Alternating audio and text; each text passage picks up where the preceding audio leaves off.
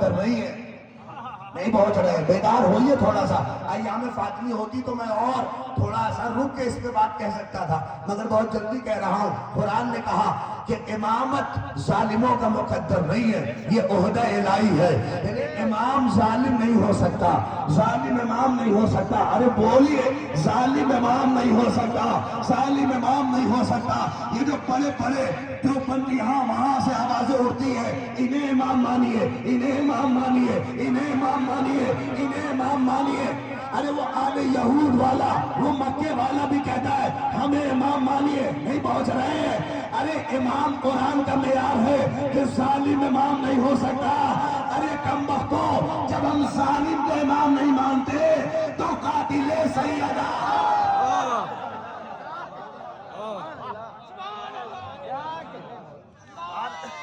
مل کے آخر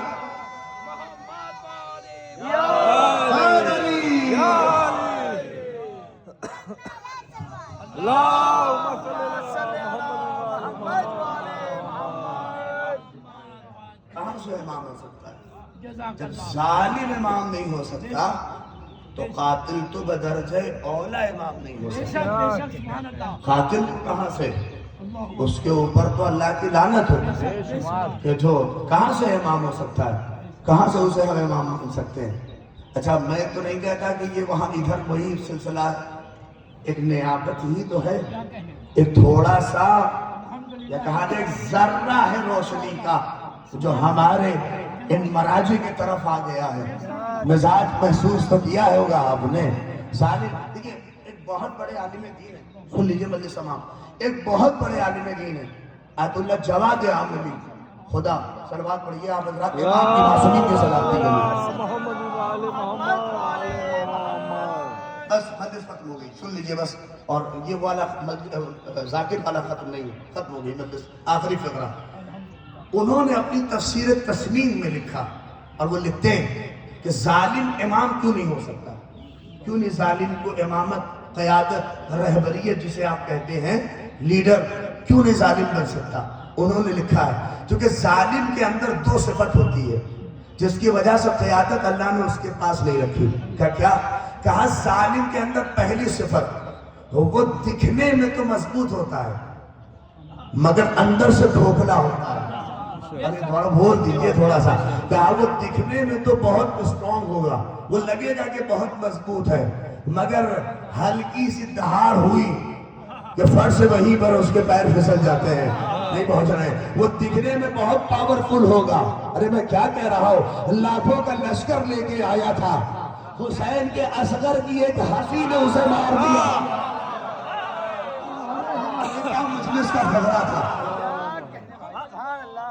میں پورے تنویر صاحب کے شعر کی ترجمانی کر رہا ہوں، وہ نظم میں تھا، یہ نظم میں ہے، آپ دیکھ لیجئے۔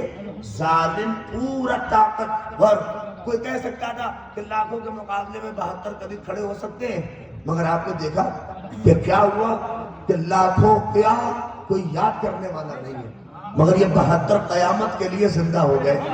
یہ کیا ہے، دکھنے میں بہت پاورفل ہوتا ہے۔ ارے یہ تو میں نے 61 کی بات کر دی ہے، ابھی بھی تو دیکھ رہے ہوں گے آپ، وہ جہاز، وہ ناؤ، وہ سارا ہنگامہ، وہ ساری کیفیت تو ہے۔ کیا کہا اس سید بزرگوار نے؟ یہی تو کہا جیسے فرعون کو اللہ نے ڈبویا تھا ویسے تجھے بھی اسی غرور کے ساتھ ڈبویا۔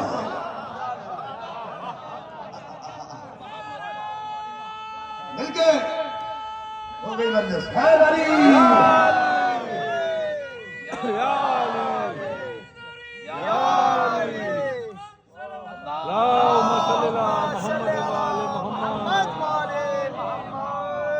آپ دیکھ لیجئے۔ اچھا کہ وہ اپنے میں اڑا دوں گا، مار دوں گا، تمہیں ختم کر دوں گا، اس کے علاوہ جانتے کیا ہیں آپ؟ مار ڈالیں گے۔ ارے ہم مرنے ہی سے تو نہیں ڈرتے۔ ارے کیا لفظ ہے، ارے اس لیے کہ اکبر کو ماننے والی قوم ہے یہ۔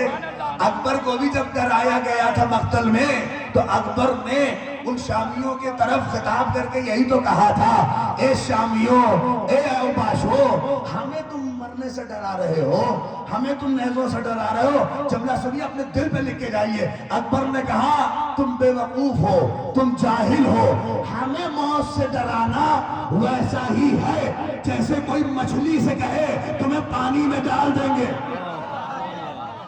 ارے مجھے اس خاموشی پہ تعجب ہے، ارے اس مثال کو تو سمجھ دے۔ اکبر نے کہا ہمیں موت سے ڈرانا ویسا ہی ہے جیسے کوئی مچھلی سے کہے تمہیں پانی میں ڈال دیں گے۔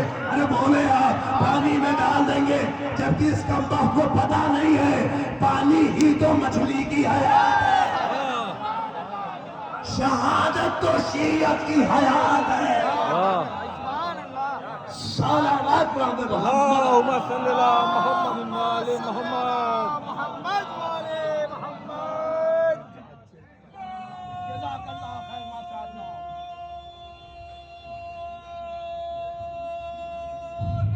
حیدر اللہم صلی اللہ محمد وآل محمد۔ شہادت تو شیعت کی حیات ہے۔ ہمیں موت سے ڈرا رہے ہو، ہم کب ڈرے ہیں موت سے؟ اس لیے کہ امامت اور امامت کے لیے، اس کے تحفظ کے لیے یہ امتحان کا دور ہے، جانیں قربان کرنی پڑے گی۔ اور اس کا درس امامت کے تحفظ کا ہمیں کہیں اور سے نہیں ملا ہے، ہمیں اس صدیقہ نے دیا ہے۔ امامت کے لیے اگر تسلیہ